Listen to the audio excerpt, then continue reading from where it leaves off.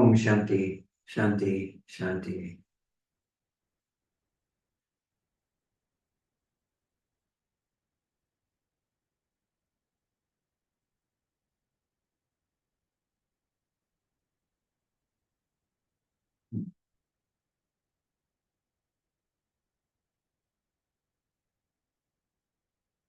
Welcome, dear friends, to Satsang.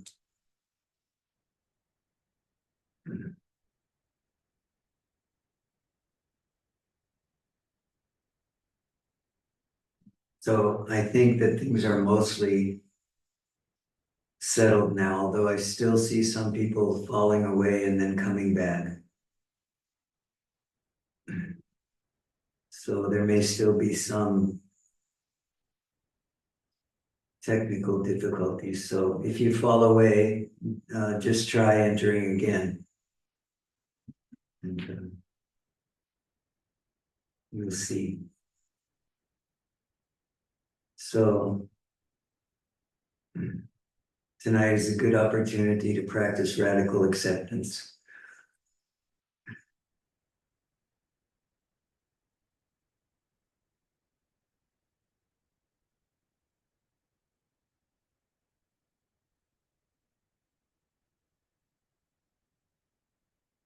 Sometimes all we're able to do is just wait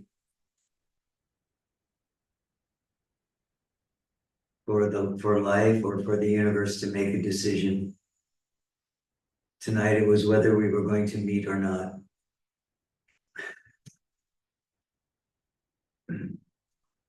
So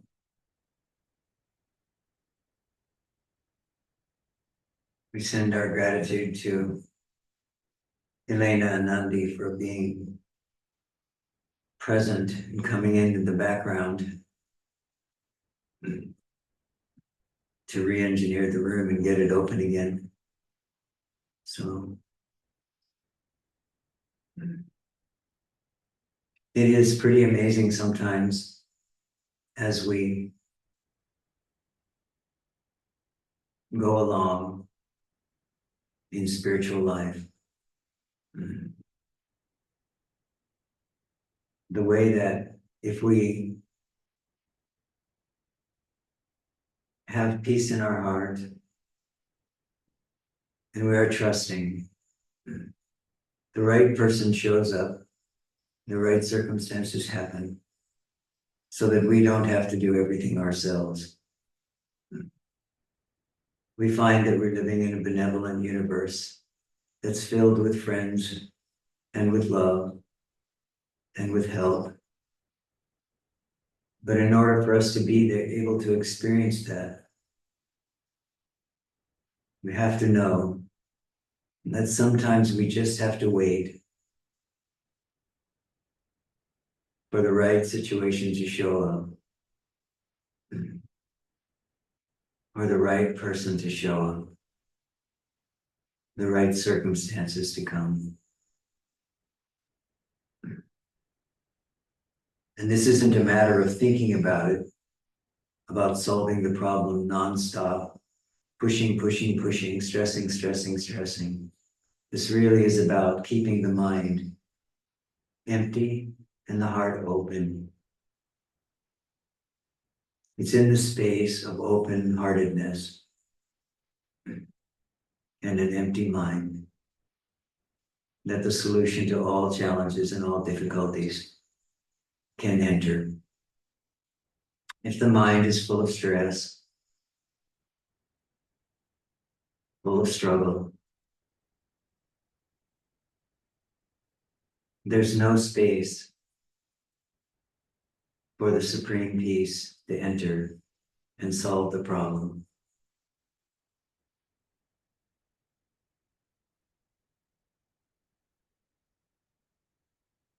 So I encourage you sometimes to practice this radical acceptance, where you just wait to see what wants to happen with an open heart and a quiet mind, or as quiet as possible. May not be entirely possible for you at the moment. How do we keep a quiet mind, though? We keep a quiet mind by noticing that we are the observer of the mind, the observer of the thoughts, the observer of the emotions. And that which we can observe, we cannot be. So, if there is stress there, tape loops are going, circular thinking is happening. Begin to notice the one who is aware of this. It's in this awareness that the heart opens, that we gain some distance on the habitual ways of thinking and the habitual ways of being. And we cultivate this ability to wait, to see what wants to happen. We cultivate this ability to keep the heart open, even under difficult circumstances and with difficult emotions, challenging thoughts.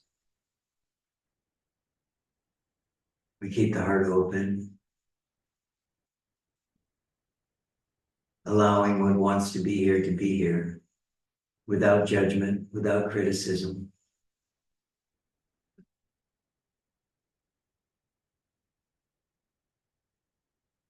Without labeling anything as a problem. In this way, we're able to keep an attitude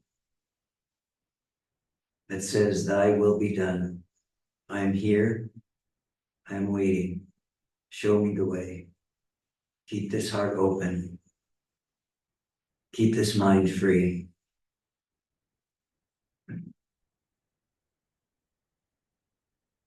We are never free when we are trapped in thoughts. As soon as we're able to set the thoughts aside by moving back into the witness position, by becoming the observer of the thoughts rather than the thoughts themselves, the observer of the emotions. We're not trying to stop them, they're still coming. But as we step back into this recognition that I am the watcher, I am the observer, I am the witness of this. I am not this, but the witness of this. As soon as we do that, we gain a taste of freedom. And the more we do this, the more free we actually feel, and the more free we actually are. None of us ever likes to feel as though we are out of control. As soon as we come to the recognition that I am the awareness, which is aware of this emotion, aware of this circumstance, aware of this difficulty, as soon as that happens, we step back into our innate freedom.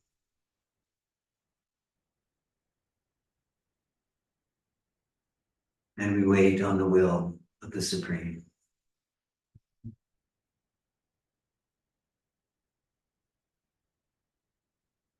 In this way, on a regular basis, we taste our own freedom, not something we're creating, something which is already here.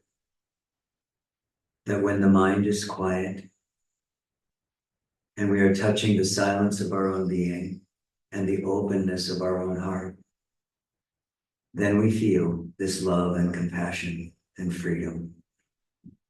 It is already here.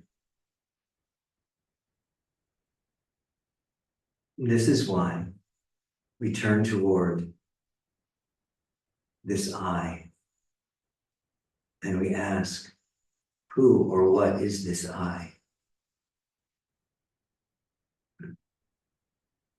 Once we become the observer of I, the witness to I, we are on the cusp of freedom.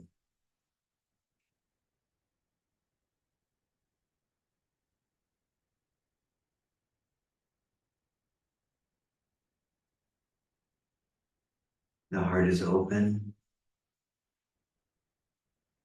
and we are in the middle of radical acceptance.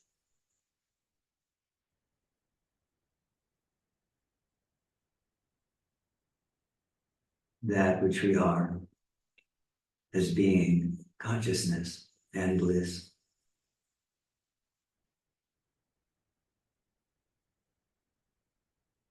Is in view or will be soon.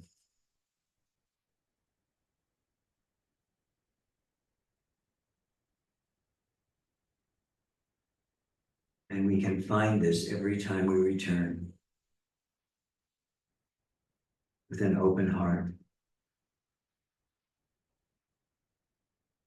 and an empty mind into this presence which is here in this moment.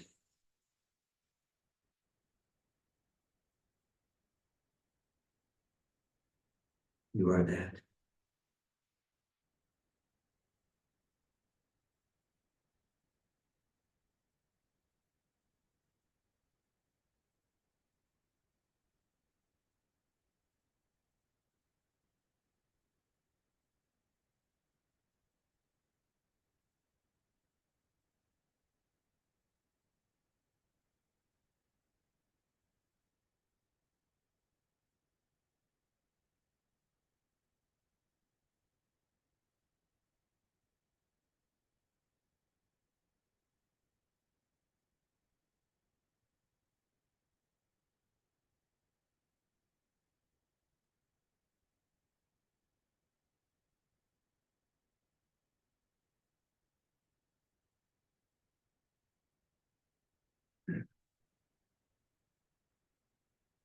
All right, who would like to start this evening or today?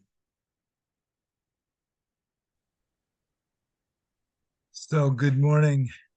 It took me an hour to get into this. Yeah, it took me about that long too. So I just went out to the kitchen and Risha's she couldn't get in, so she got frustrated. And I just want to get centered again. Okay, here we go. And thank you for having this and creating it, and thank Atma for finally getting the link to me. And it's a beautiful day in this neighborhood, and I just want to share that. Namaste. Yeah, thank you, Stanley. Yeah, thank you, thank you. Yeah, and just to reassure Risha that it's just a technical problem with Zoom. So we have been trying to work it out for a week. We thought we had it fixed already until we tried to open the room tonight. Well, she just showed me a link where there was a huge earthquake in Chile 2 days ago, and it went right through Deming and then up through Seattle. The link of it, the arc of the 7 point something or other. So Yeah, that might be. Anyway, it's good to see everybody's face, and I'm happy to be here, and I'm just gonna keep calming down and being in the still mountain. yes, keep breathing, keep breathing. Everything passes with acceptance. So many times we can't stop ourselves from experiencing the waves. We forget we're the ocean, and we become the wave, and we forget the wave is part of the ocean. I just learned this week that the Chinese word for waves means the skin of the ocean. And Ah, so, no, okay, yeah, and so I'd never thought of that before, but you know, 10 feet under the surface of the ocean, it's all calm, you know? yeah, yeah. And this is why this particular metaphor is used in Advaita a lot, because it's a beautiful reminder that in each of us there are both waves, and there's both the waves and there's the depth of the sea. And for most of us, for a long time, we've been bobbing up and down on the waves and tossed around by the storms. And what we do by coming to meditation or by coming to inquiry is we develop the capacity to allow ourselves to sink into the depths of our own being, where the stillness and the calm are always there. The waves that we experience are just the surface, on the surface of the mind. But I like thinking of the waves as the skin of the ocean. Wow. Yes, that's beautiful. Yes. Well, it's a really huge. I think it was Confucius that said that first, but he's accredited with it anyway. Anyway, good morning, everyone.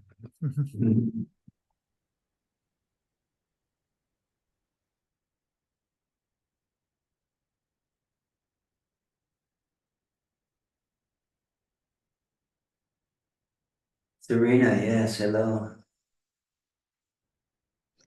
Good morning, Rishiji and everyone. Good morning. It's so funny hearing how I have a question, but I just want to present something first because it's really funny for me to hear how frustrating this experience with timing was for everyone, because actually I overslept and missed the beginning of the call, so it was perfect timing for me. So I feel like that's just a funny reflection of life. Yes. And the divine timing. So I'm grateful for that. And my question. Yes, we waited for you. Yeah, thank you everyone for that grace. My question, what's been alive for me that I've been meeting with resistance and challenge is as I deepen into listening and into being guided purely by God and intuition. Sometimes I meet this story that I'm being selfish and yes. I'm putting like my needs above other people's needs, and it's selfish, or I'm a bad person, and I don't really know what to do with this. So I would just be curious for some reflection and insight about this story of selfishness. Yeah, this is such a common experience that people have.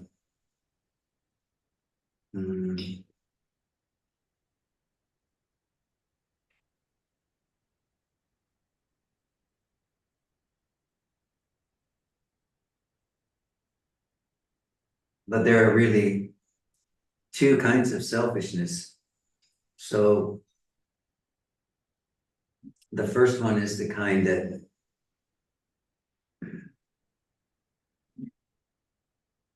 should be recognized as harmful to others. This is that kind of self-centered, egotistical, me first, selfishness.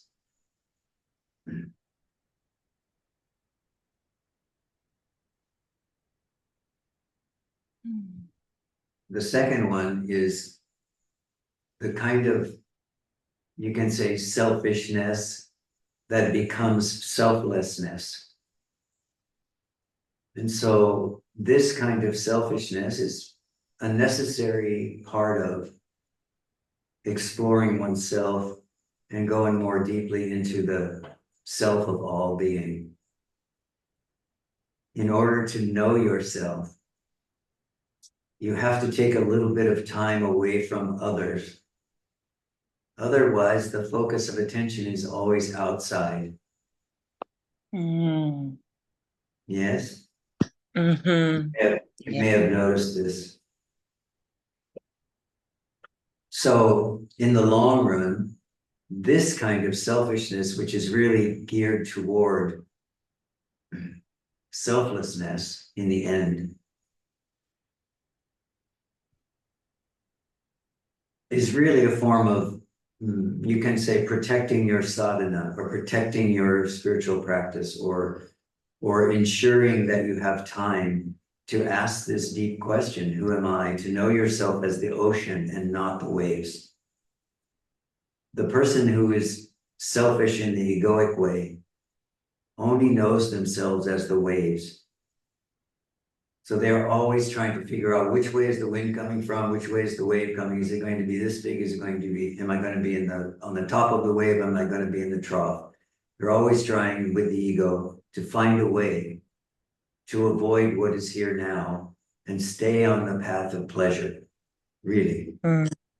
This is the egoic self that's most often referred to in common parlance as selfishness. But when we begin to explore this question, who am I? What am I? Who am I referring to when I say I? This is not a question that can be asked in a crowd. So give yourself permission to know the purpose of a moment when you say, I have to step away. I have to look into this question.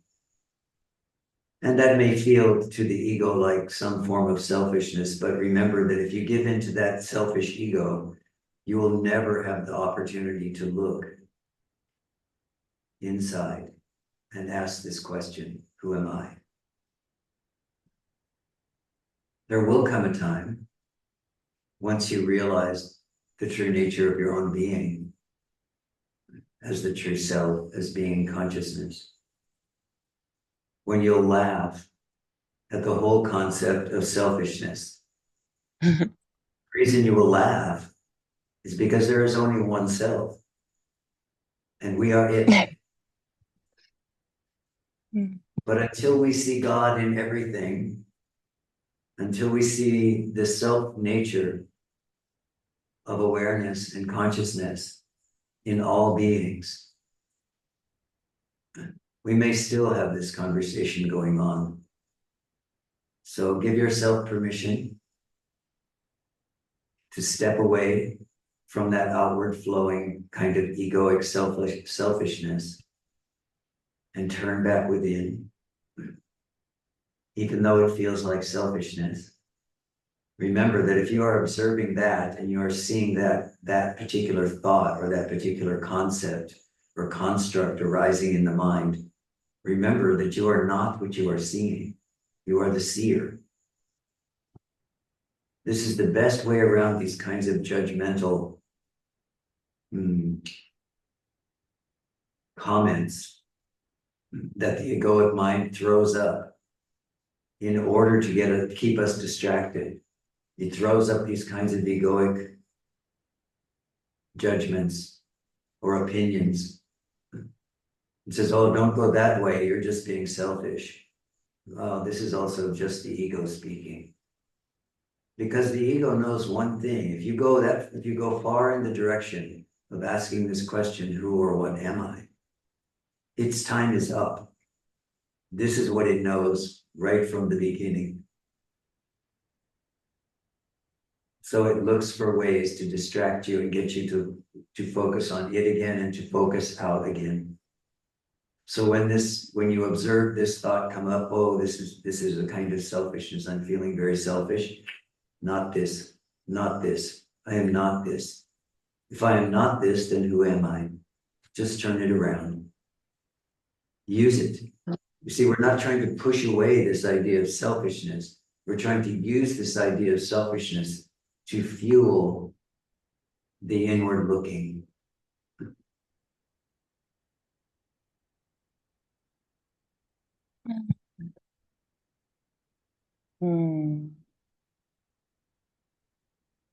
Yeah, thank you. Thank you. That feels really resonant of it being this ego distraction, because it's like I'm at this point, it's almost like a precipice. And as like the voice is getting louder within that, as I'm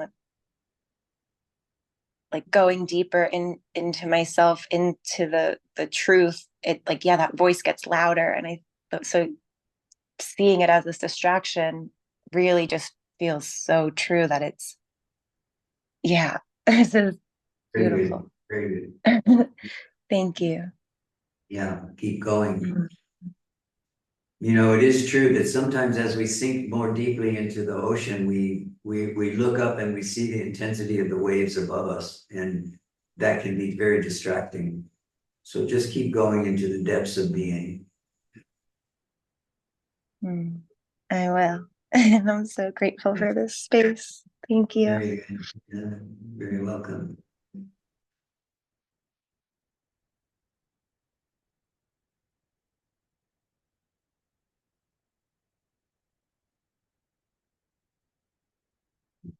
Diana, you have to turn your microphone on.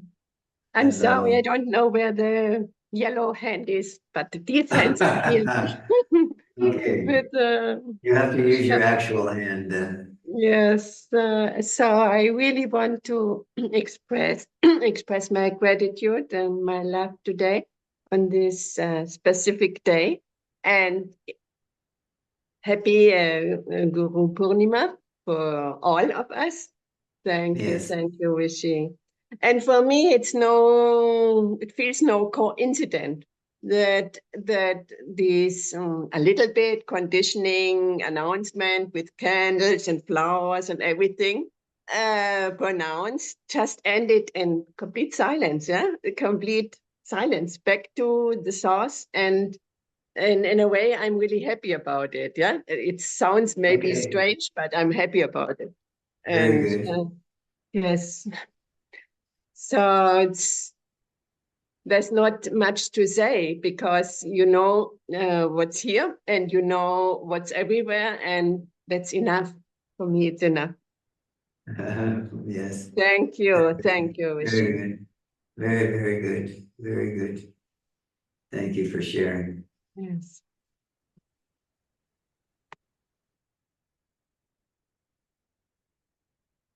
Yes, thank all of you, those of you that sent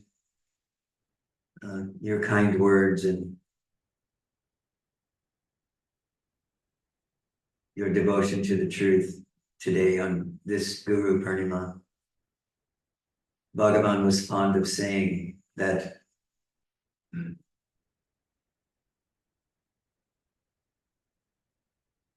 when a person is ready,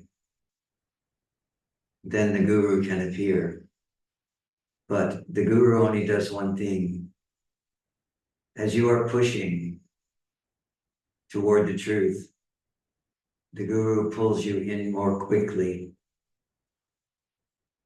pulling you into the heart of being. And in the final analysis, what you come to realize is that the Guru was always within your own heart.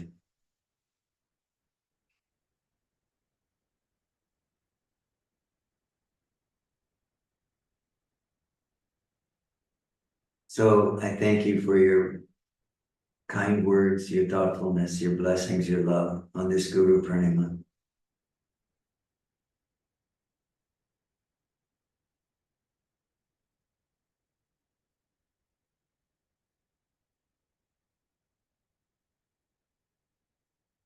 Come into the heart of being. I'll meet you there.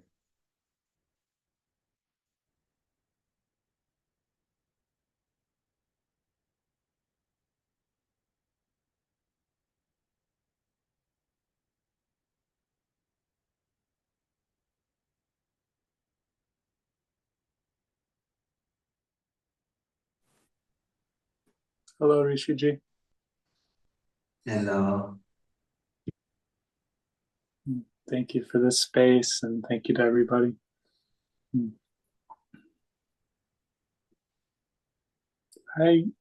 More and more I'm in a place of answering my own questions, but I thought I'd start a discussion. okay.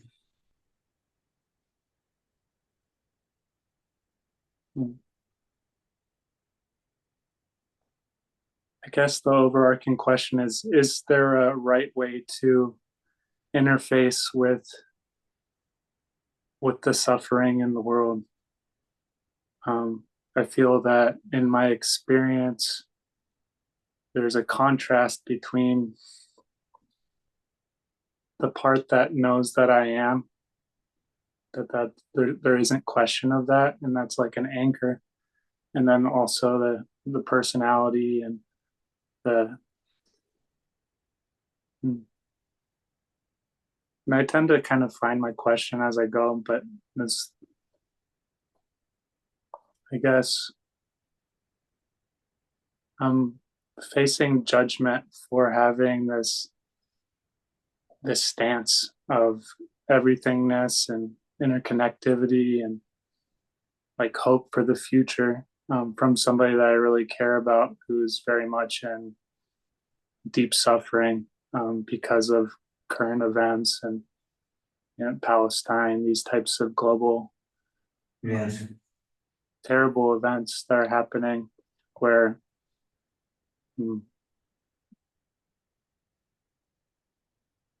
like, if I'm not out there in the world doing something about it, if I'm not raising up arms, if I'm not angry, if I'm not feeling these ways, then I must not care, or just the judgment that I'm not facing these things in the right way. And I don't think that that's true. I know that holding a stance of inner peace and perpetuating that while feeling like, at the same time, standing against anything that is perpetuating unconsciousness, is important. So I'm just finding my question. But yeah, the overall question, I don't believe that there's any right way to interface, and I don't think that anybody's mind can be changed. Like,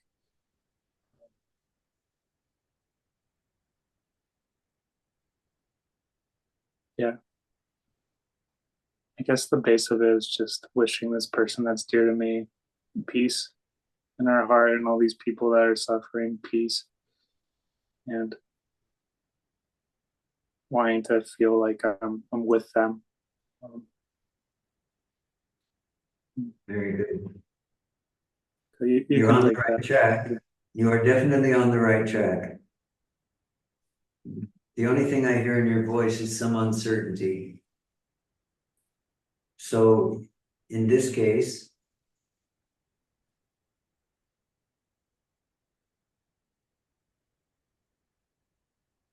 understand that there is never a downside to compassion, and there is never a downside to silence. These two tools, these two ways of being, are the most powerful. And sometimes, in the face of the world and its suffering, and especially in the face of our loved ones who are caught up in the suffering of the world, it is true that all we can offer them is our silent compassion. And that's because this silent compassion is not going to try to convince them of anything. But what it is going to do is it's going to hold the heart open for them to know more than their own suffering and their own attachment, their own anger.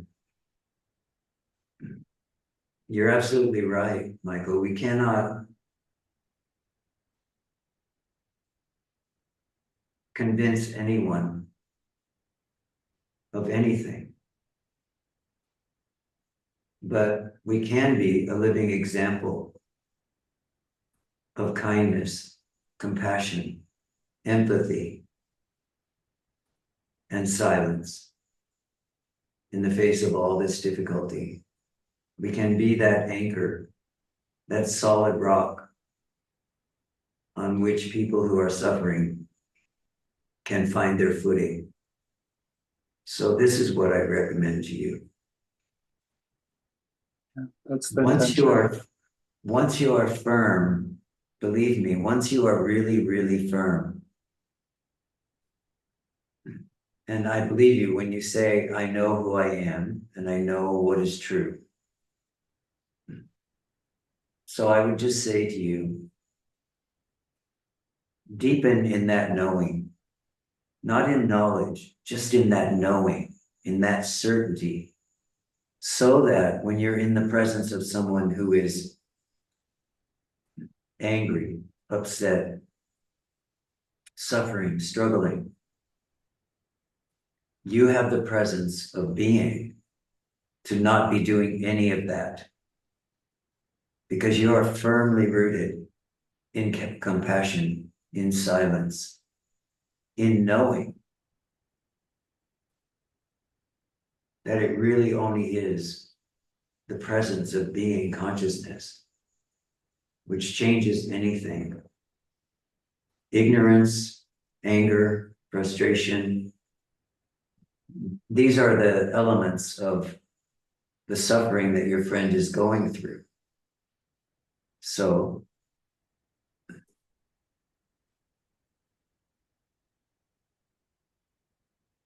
stand firm in your way of knowing, of compassion, of kindness, of love. And when necessary, silent being, so that you are simply there as presence, without any decision, without any judgment of them or judgment of yourself, with the heart simply open and available. It's said often in the traditions that it is always that lower energy comes to higher energy. But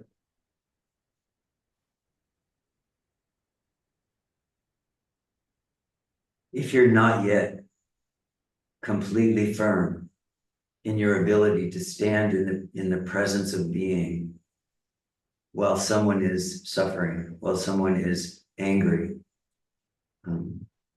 then what will happen is you will have a tendency to go into self-doubt and uncertainty and go toward them in a beautiful effort to try to support them. But this is not true support. True support is to remain open, compassionate, kind, present, and wait for them to come, because they will. There's no choice. They have no choice. They will have to come up. Mm-hmm. It may take a while, but this is only a matter of patience for you. If you have patience, compassion, kindness, love, empathy, eventually they will come. You know, the only thing we can do forever in terms of feeling is love. Try staying angry forever. You can't do it. You burn yourself out. You burn out your body. You burn out your mind. Try suffering forever. You can't do it. It's not possible. When you know that that won't work anymore for you, then the only option is to love openly. This you can do forever. But in the beginning, it takes some practice. Keeping this heart open. Yes, I feel very firm in this, and I also accept the invitation to deepen even more into it, and feel grateful Yes. for that. I think that the core really is just hope for those that are really lost, that they'll find the way. And what you're saying about patience, that there's nothing else that can happen but them to raise into an anchor of higher consciousness, or just the act of loving itself. That Yes. there's an inevitability in that's a beautiful message. I trust in myself and my way of interfacing, but there's always deepening that can happen. Yes. And be aware that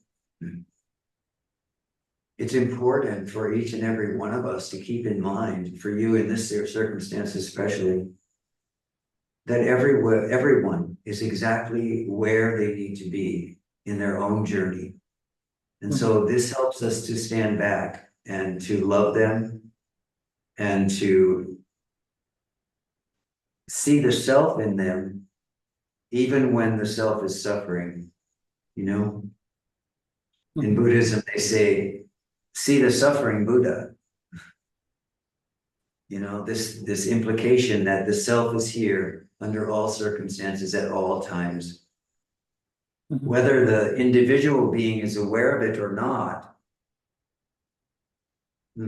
that's another question, but you can be aware of it, that this is the self, that this is the suffering of humanity, this is the suffering of ignorance that's not based in the truth. So be compassionate and patient, be silent, so that you can remain loving, even when people are suffering desperately.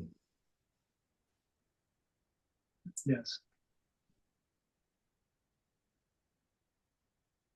Thank you. I will.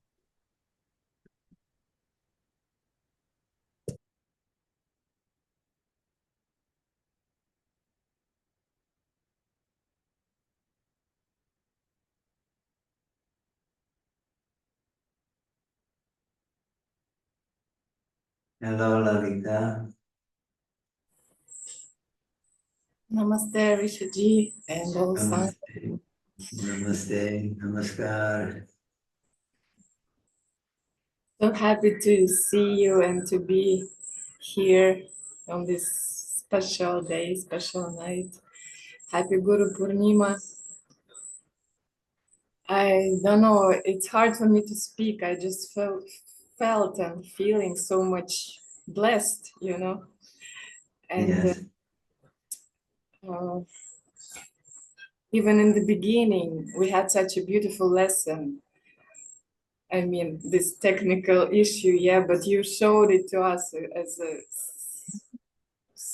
such a source of wisdom and trust and heart opening. Really, I felt so much of it. Thank you so much. And for all other, I don't know, situations, you really like show the light in where it seems like so much suffering. And about suffering, I realized something, that it's when it happens, it's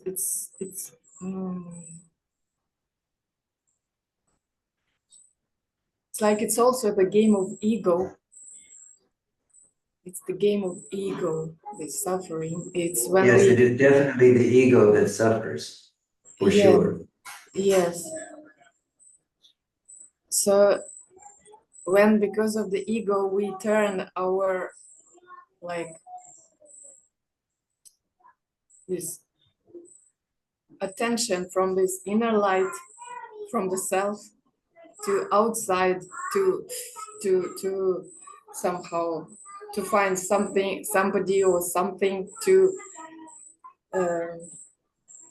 fit our needs, to fulfill our needs, our wishes, our desires, then we are lonely, then we are lost, then we are suffering, because we turned away from this light and nobody can replace it. So that's I've had this understanding through lots of things I went through. Yeah, very good, very good. Thank you for being with me on this on this path, and I'm so blessed. Thank you so much. Happy Guru Purnima. Thank you so much. It's a pleasure to know you and to share this journey with you. This journey to nowhere, huh?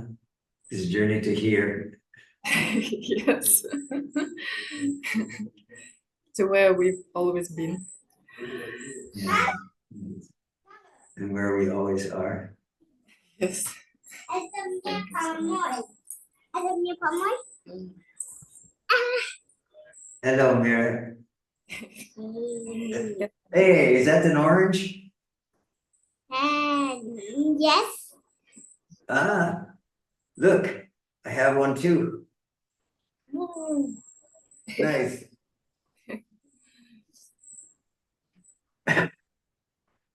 She likes to see you every satsang and to sing Om together. Om together, yes. And to wave. She likes to wave. Oh yeah. Always.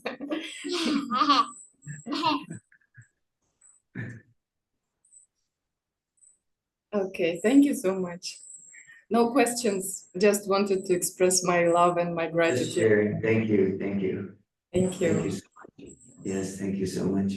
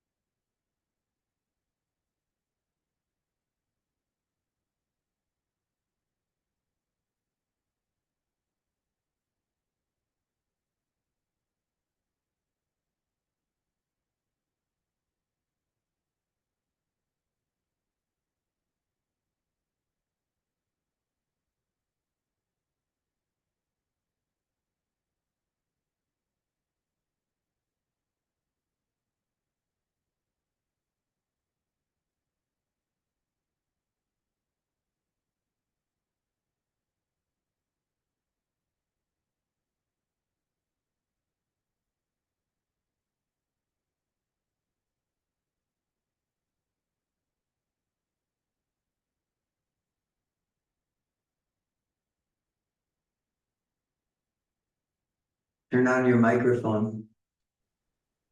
Thank you, Emmy. Thank you.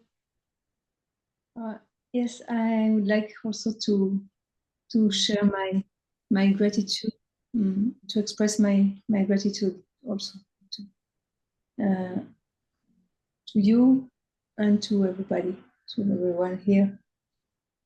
Since I felt like since I met you in Tiru this winter, I felt that I like if I have met a father, and I'm really happy to join all the group each Sunday when I can.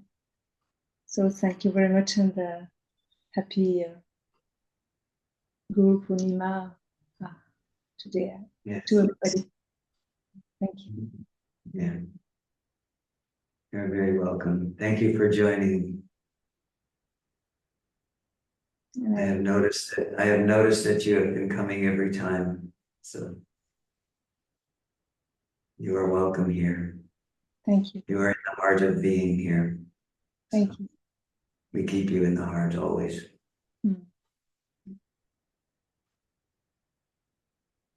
Yeah, no question. No question.